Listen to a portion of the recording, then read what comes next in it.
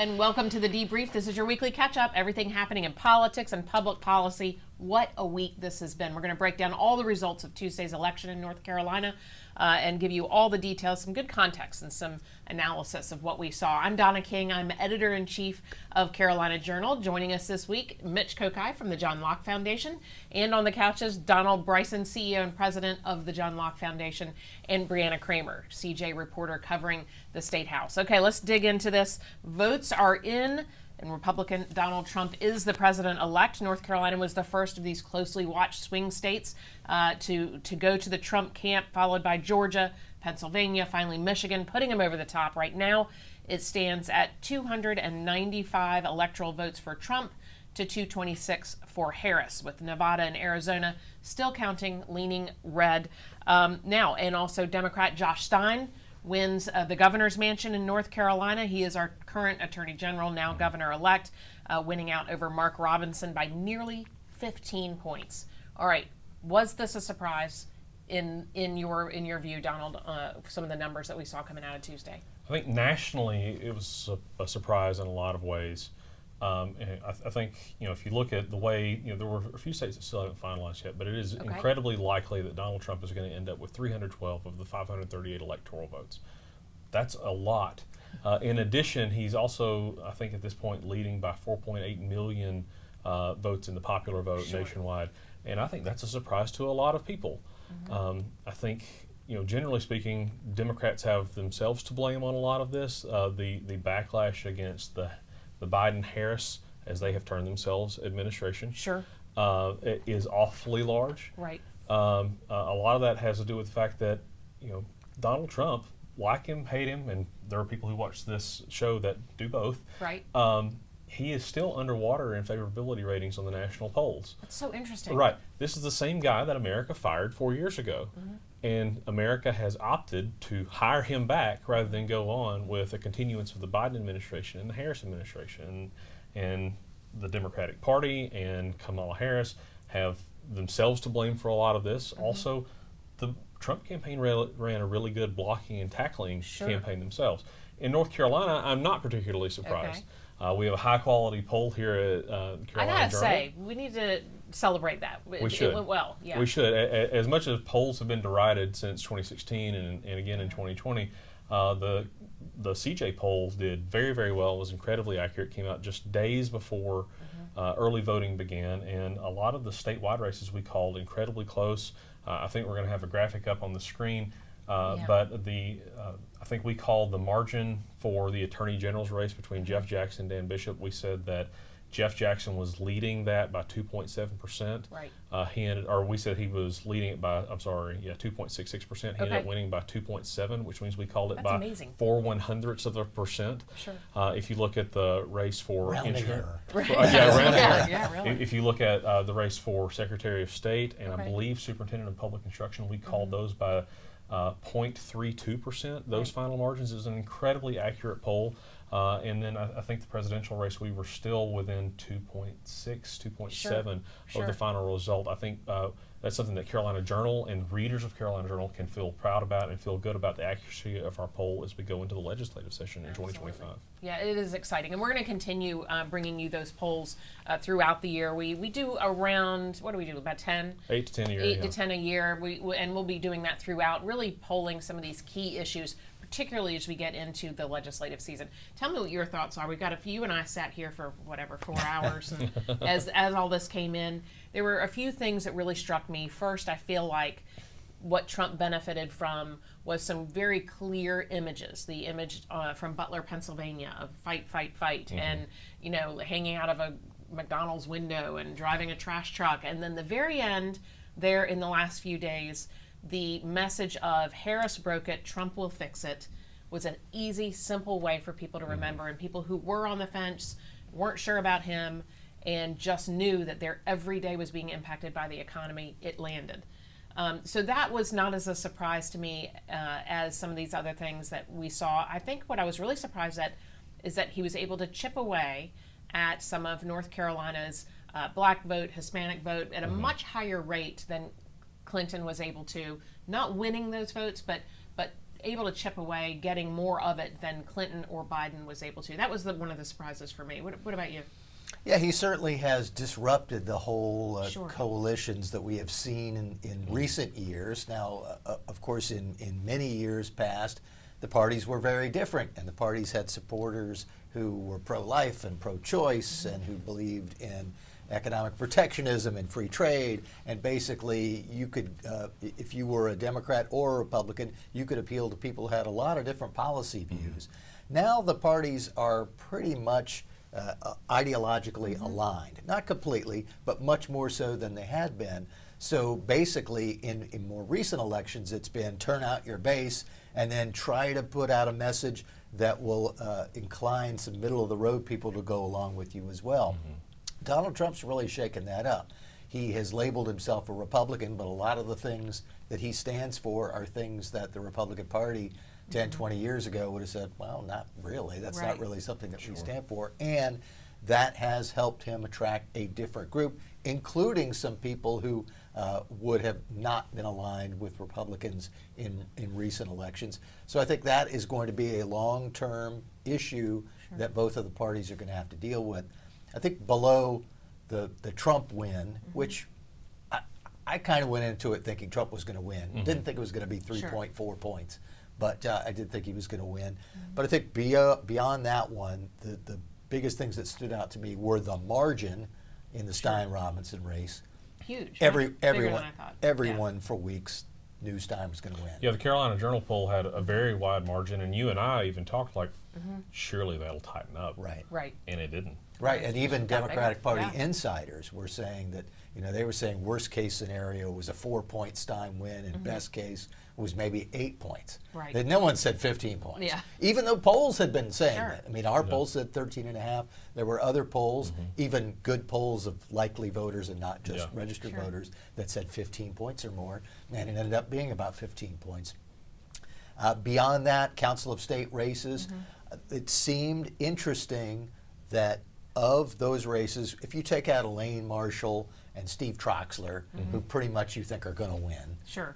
regardless of the They're part of the political furniture sides. at this point. They Right, are, right. exactly. In fact, I talked to someone who's a younger voter who describes herself as very conservative, but she says, I'm voting for Elaine Marshall till she dies, just because it's like a Supreme Court Right, justice. well, it was closer than I expected for her, though. And that's probably one of the reasons Sure. why we saw a TV ad from her this time Yeah. around. And also, I had forgotten this, but the last time that she ran was the closest margin that she had ever had before. So maybe people are starting to forget about Elaine Marshall, but not enough. She still won. Troxler won.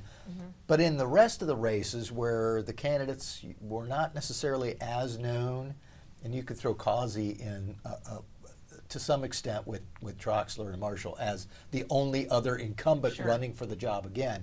But in the rest of the races where you don't know the people as well, Republicans did well if they weren't seen as really aligned with Mark Robinson or the MAGA brand. The ones that were hurt were Dan Bishop, who wanted to be Mark Robinson's sidekick, Right. Yeah. or Hal Weatherman, who had buttons printed up of him and Robinson running as a team. Yeah, Weatherman Robinson signs all over Johnston County and Wake Sure. County. I saw for sure. So basically that team, and then the other one was Michelle Morrow, who was also seen as more of a MAGA, not insurrectionist, but someone who is attacking the status quo and against the establishment. So those candidates did not succeed, although other than Robinson, they weren't blowouts. It was all like 51-49. yeah. But then the other Republicans were successful, including flipping the auditors race. So that, I think, is something to watch going forward. The other big results, the General Assembly, looks like they were almost exactly where they were at the same point on election night 2 years ago. Yep. Senate has a veto-proof supermajority. House 1 vote short. Right. So maybe some people right now are thinking, well, who's the next Tricia Cotham? Right. If They're there is, looking. We're gonna get to that one. if there is one out there.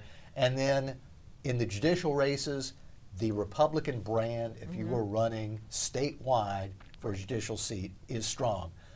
As long as that Supreme Court race holds up, and it looks like it will, because Jefferson Griffin's about 9,800 votes ahead of Allison Riggs.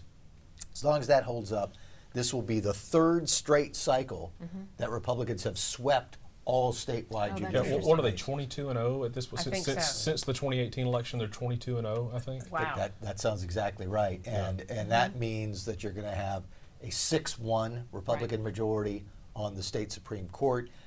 Court of Appeals will be about where it is now because Jefferson Griffin will move from the Court of Appeals, which means Sure. that Josh Stein will get to appoint his successor, so the Democrats will end up getting a Right. seat without having to win an election there. Sure. But I think all of those things are standout, interesting results, plus the fact that 78% of voters said that only citizens should be able to vote in North Carolina. Right. And we're going to make our Constitution clearer about that. Sure. It already said that, but now we'll make it clearer. Sure, sure. There's a couple of things. One, the Robinson effect that you alluded to. It seems like, and let me see what your thoughts are, that the breathing room that Josh Stein got out of the Robinson CNN story, they pushed something like $4 million down to these council of state races. What kind of impact would that have had? You think? It had massive impact. I think it made a lot of these state legislative races a lot closer. I think, if you're Ken Fontenot right now, who's a Republican who just lost his House seat, you're probably a little sore thinking about that right now, because this is 2 consecutive cycles where we've had a Republican frontrunner for governor who has sort of thumbed their nose at the idea of massive fundraising. Right. I mean, the Josh Stein, Roy Cooper fundraising machine is an actual machine. Sure. They have professionalized yeah. that staff, and they do a good job. But the fact that Republicans with Dan Forest's campaign and Mark Robinson's campaign didn't even try to keep pace or didn't even try to get out there anymore really gave a lot of breathing room. And that's really sort of the political power of Roy Cooper. It's that he could raise so much money and then disperse it out. Sure. And so when he plays in a primary, right, or threatens to, if you don't stay with me on a legislative veto or whatever, which has happened. I will give millions of dollars in a state legislative race to a primary opponent, that holds an awful lot of sway. And Republicans running for governor, for whatever reason, haven't thought through that just yet. And it had to have had an impact. Absolutely. And I don't know if this was Stein money or not, but late in the campaign, you saw ads against Ken Fontenot from Dante Pittman, who apparently has beaten him. You saw ads in that race in Wake County with from Yvonne Hopkins, who was running against Mike Sheetselt, who ended up winning. You also saw ads in some other races, the Sossaman race, which flipped. That's right. You saw an ad for Cohn, who was running against him. So I'm not sure if that was the money that became available because Stein didn't need it, but certainly some money flowed into those races and ended up having an impact and got the Democrats to their goal, which was to break at least one of the supermajorities. Very interesting. We're talking about the state legislature. They're going to say, where are we going to find a functional supermajority? You have a story out today on CarolinaJournal.com. Tell us what they're talking about. Yeah, well, so back to the Mark Robinson thing real quick. The top Republicans yesterday did come out and suggest that it had an effect down ballot. And so, they were addressing that and the money that got to be pulled away from the governor's race and go to other key Democrat races across the state too. So, so they definitely were concerned about that. Republicans had a good night, but they're saying this is the impact. Yeah, they were definitely still happy with the evening.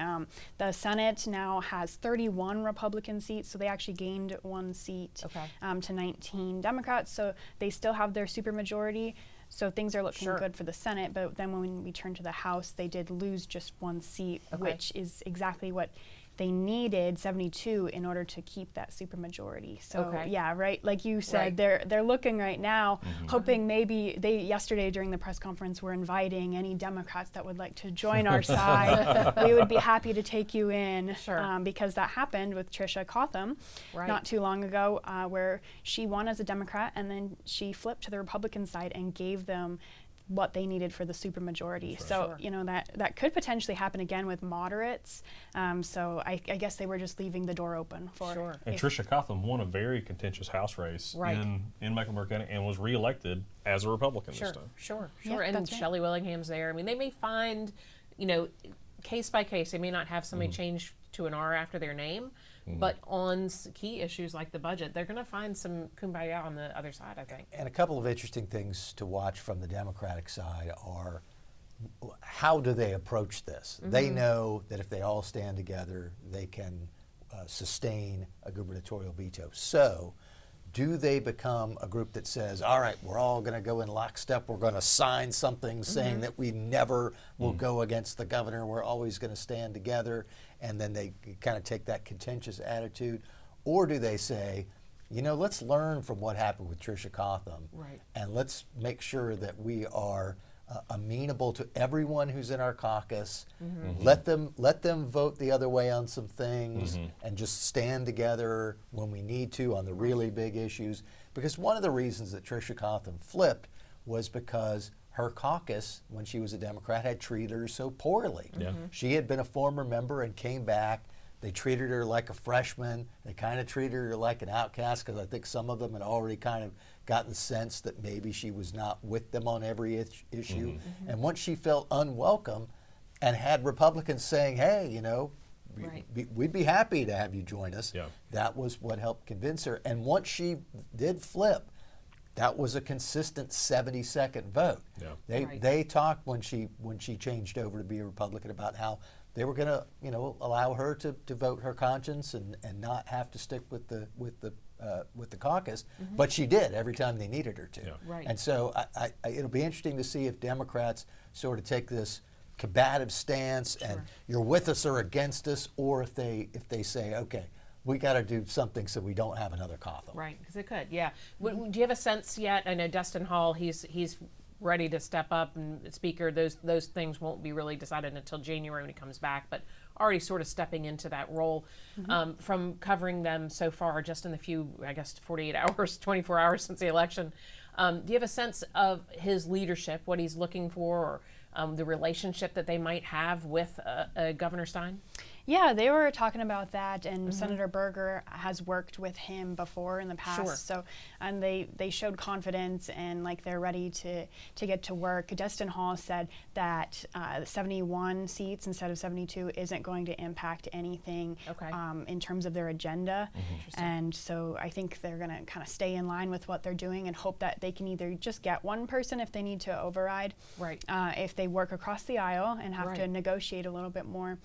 But they are also holding out on a few races right now. So they did kind of express that they're holding out hope right now for one House seat, the one you mentioned, Mitch Sossaman's seat. That may trigger a recount, it sounds like. That one's very close on the House side. So I think they, at least as of Wednesday, were keeping close eyes on that. And then on the Senate side, there's two races that were won by 27 votes and 38 votes. 27 and 38. You Right. think your vote doesn't count? Look at that race. And the interesting things on those, one was won by a Democrat and one was won by a Republican. So depending on how those turn out, the Republicans, who are at 31-19 right now, could go to 32-18, or they could go to 30-20. So regardless of how they turn out, they're going to be at the supermajority.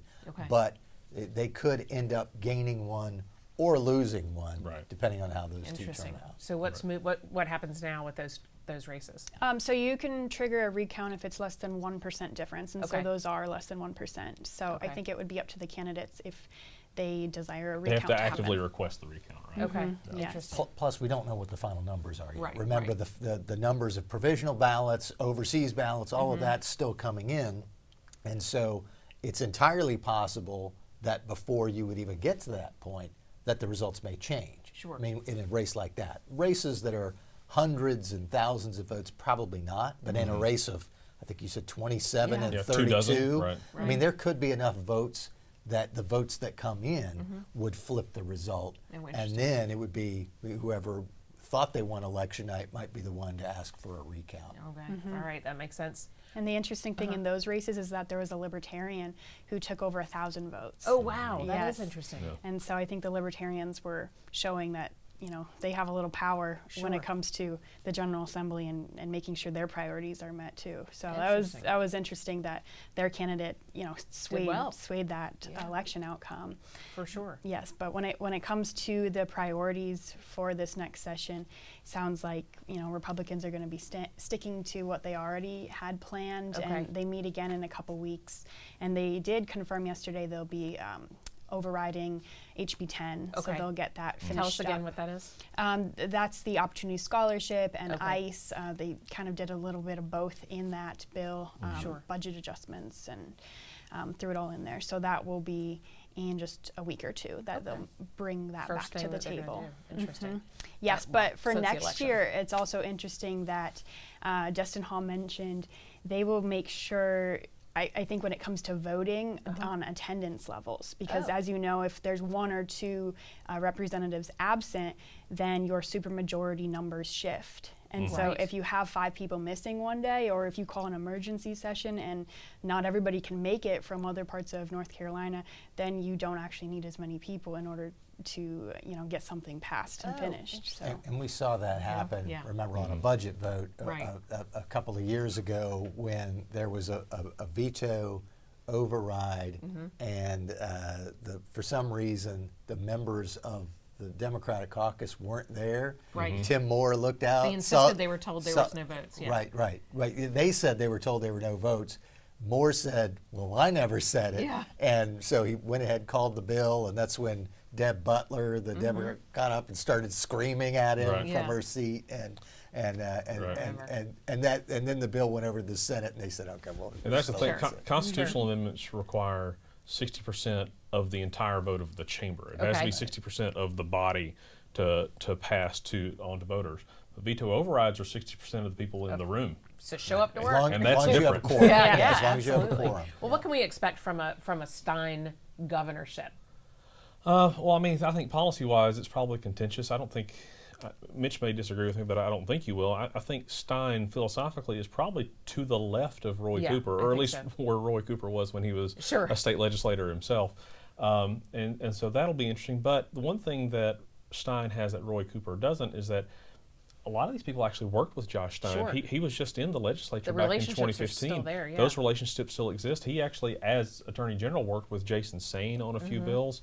And so he still has those. Roy Cooper had been out of the legislature for 16 years before Right. he came into the governor's spot. And so that's different.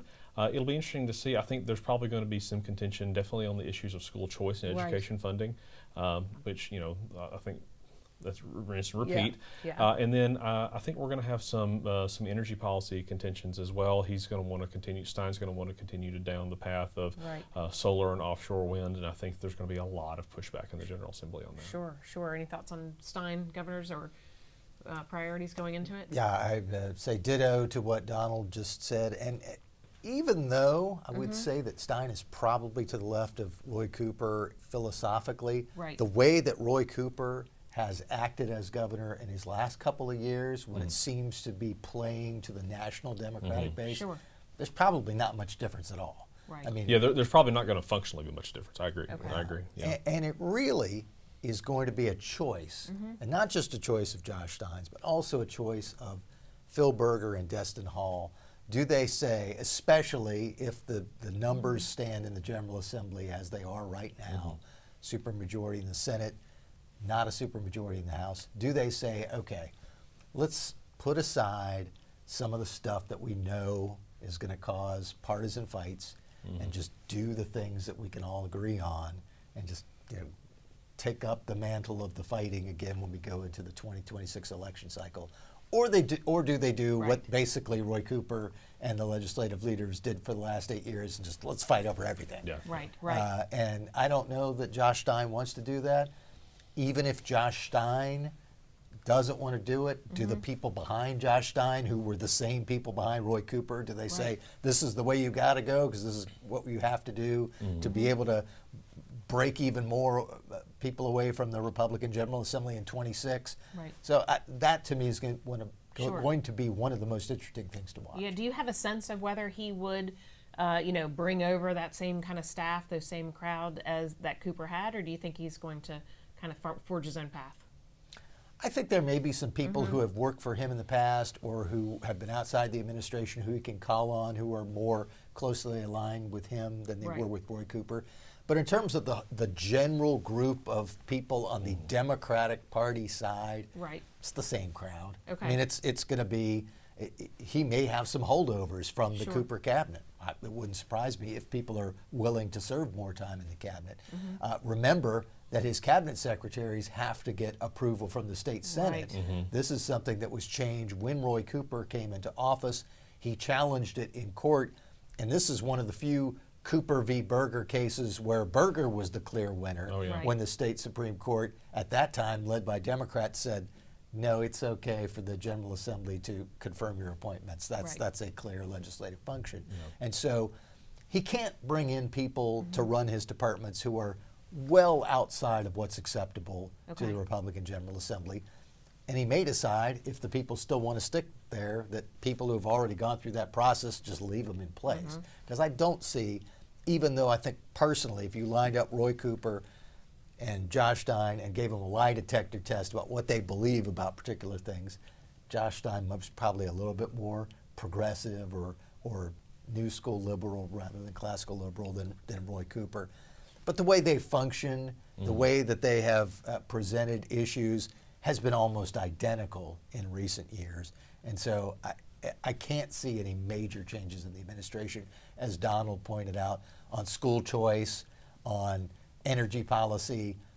There's been no signal from Josh Stein he's going to do anything different. Now, Josh Stein did run a TV ad saying he wanted to cut taxes, and I will be anxious to see what what tax cut Josh Stein wants, because look, I watched this guy in the legislature for a long time, and I can't name one tax cut he voted for. That's Really? right. And interestingly enough, the ad, so this was his last ad, which was called Better, and it started with, Mark Robinson said he was a black Nazi, and then, all this stuff about Mark Robinson, and then Stein comes on screen and says, we're better than that.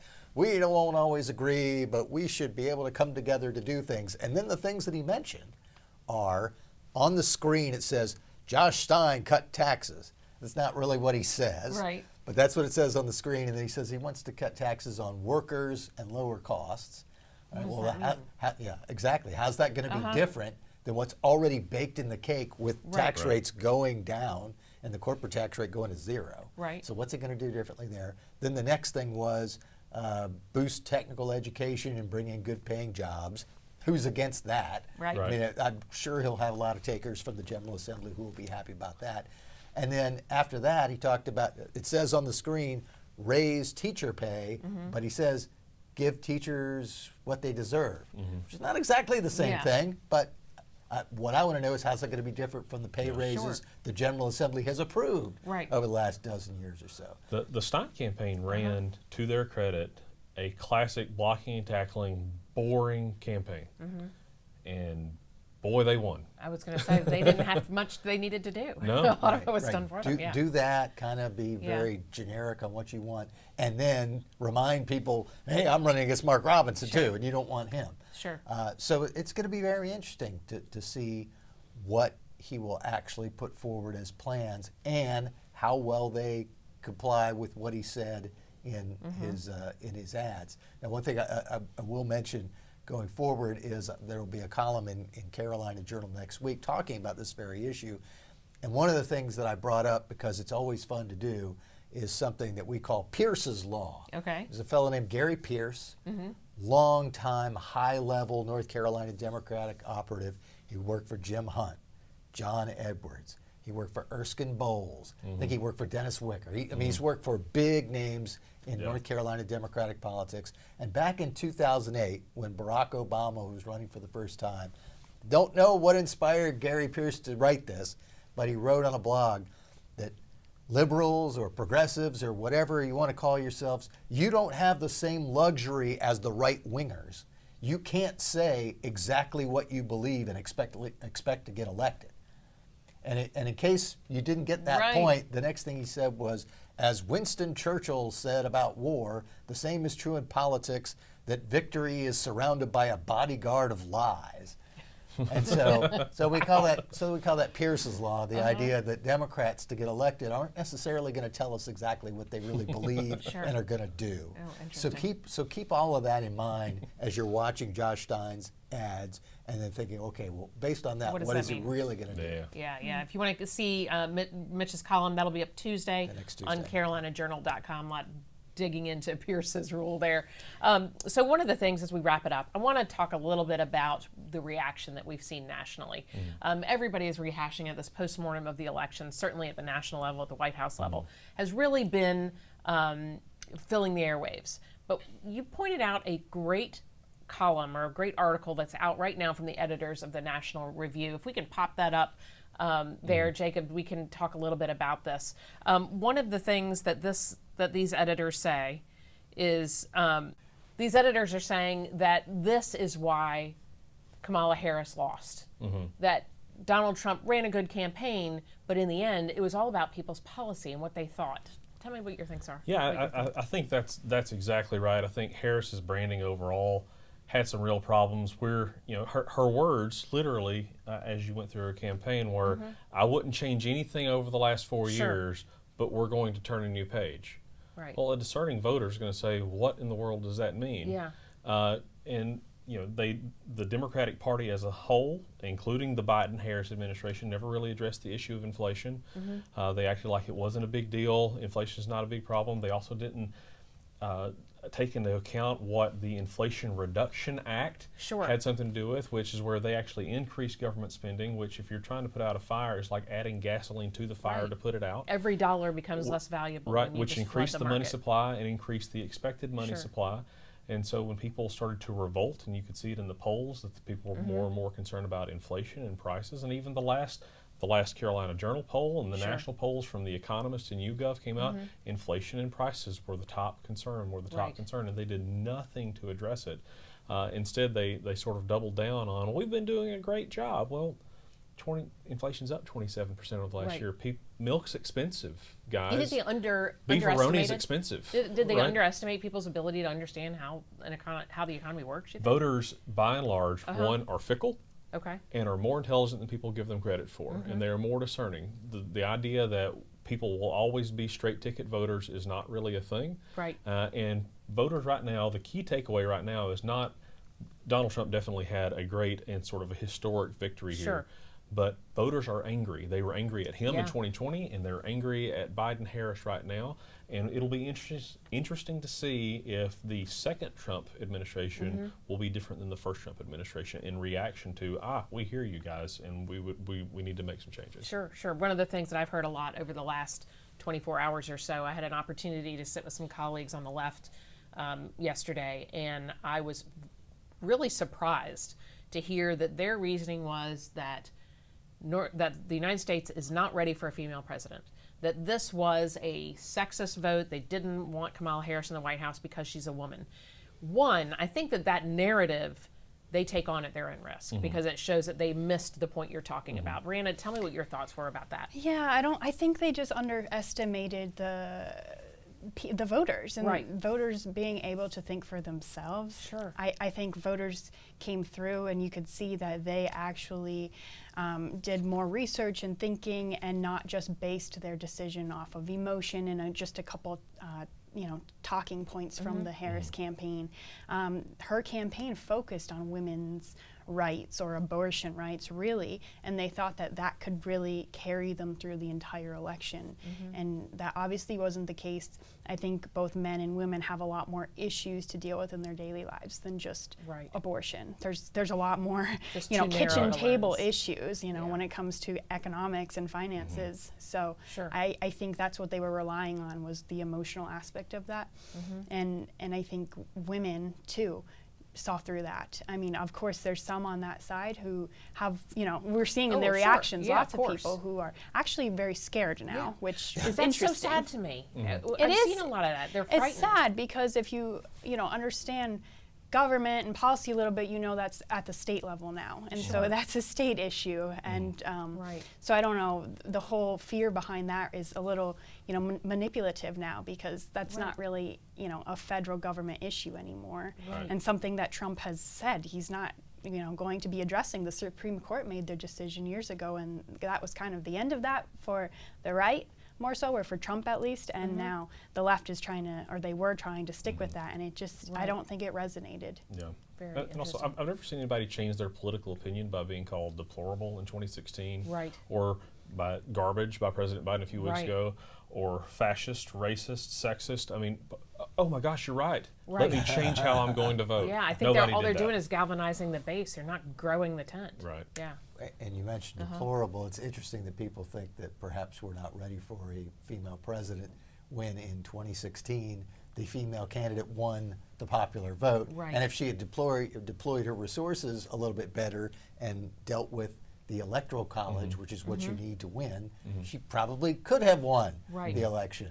And we Very would have had a interesting. female president 8 years ago.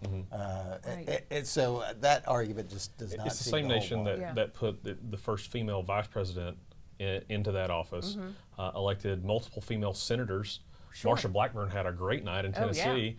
Multiple female governors, which is an executive role at the state level. That's a silly argument. It is. There will be a time, and my daughters are very excited and said there should be a time when a woman leads this country, and they have their opinions. It's not her. And I think that's where a lot of the country was. Right. I think you're underestimating exactly what you said. Yeah, I don't think it has anything to do with the gender or Right. anything, the identity politics behind it. They want to make it that and talk about race as well, but it comes down to candidate quality and Right. the issues you're talking about and how well they led those campaigns. So I think down the road, Americans do want a woman to lead the presidency, and we will see that one day, but Right. I think voters just told us that they want somebody better options. Very interesting. And if the Democrats focus on that, that is to their detriment. I mean, if they really, they could say that now because just they're putting their spin on things. But when they go back and actually do the real postmortems that they're not going to share with the public, but that they will share among themselves, they ought to be honest and say, okay, what was wrong with this campaign? What do we need to do to actually appeal to voters in a way that will win us the next election? And not spend just 90 days on it. I mean, that's basic. They flipped it in 90 days. Yeah. That was not an easy thing to do, certainly. So the process will probably be very different next time around. You can't gaslight voters. You can't save democracy by putting someone up for president that never received a vote in the last, 4 years? Yeah. And really was only kind of the secondary vote. Right. Right. It was mainly the vote for the You person. also can't tell people you're going to fix inflation by increasing government spending. You can't call people sexist and expect them to vote for you. There's a lot they're going to go back, but the thing is, you also can't say that everybody voted for fascism when they engaged in a democratic process. Right. And then eventually you have to have policy ideas that actually appeal to the public. And Republicans have some soul searching too. Oh, absolutely. They Yeah, do. I mean, Absolutely they do. because I do think that, like what you said, Donald Trump has some ideas and some values that are not consistent with traditional GOP. Oh yeah, Donald Trump's so a with some- populist or something like a populist. And is there costs? And there's Yeah. going to be some costs, and I saw one writer with the National Review put on Twitter this morning, or X, excuse Sure. me. Oh, we all say Twitter. I call it X. that good news. Bad economic policies are off the table, or that's the good news. Bad news. More bad economic policies are back on the table Right. for the next 4 years. Like Very interesting. there's some trade-offs, but they're absolutely different. All right, good. Well, thank you so much for joining us. I appreciate all of y'all coming in to chew this over with us. Make sure you check out carolinajournal.com for all of the news on these stories and opinion columns. And of course, join us next Thursday for the debrief.